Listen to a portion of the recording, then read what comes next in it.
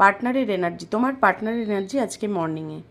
First card এসছে the third চাক্রা আর্কেঞ্জেল Samuel. তোমার partner কিন্তু আজকের দিনে বিশেষ করে আজকের দিনে প্রচণ্ডভাবে স্টেবিলিটির দিকে নজর দিচ্ছে। তার ফিনান্সিয়াল কন্ডিশন, তার মানে তোমার সাথে সম্পর্কের স্টেবিলিটি, সব কিছু নিয়েই সে ভাবছে।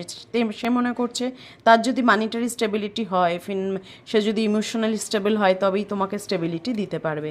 এটা নিয়ে আজকে সে সারাদিন ভাবছে। দেন দেখে নেব next card, door to personal healing and happiness.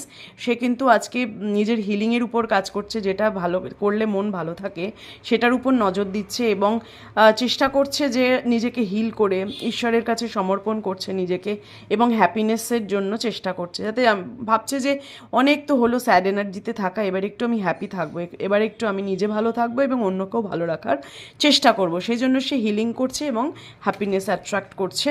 Next দেখে নেবো আর একটা এনার্জি। প্লিজ মাইকেল বলো।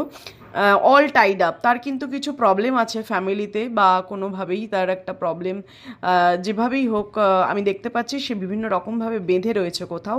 কিছু একটা সমস্যা তার ফ্যামিলি বা তার কাজের জায়গায় আছে, যে সেখান থেকে সে বেরোতে পারছে না। হ্যাঁ, সে এই মুহূর্তে পুরোপুরিভাবে টাইড আপ, সেই জন্যই কিন্তু সে পার্সোনাল হিলিং অ্যান্ড হ্যাপিনেসের উপর নজর দিচ্ছে। Thank you.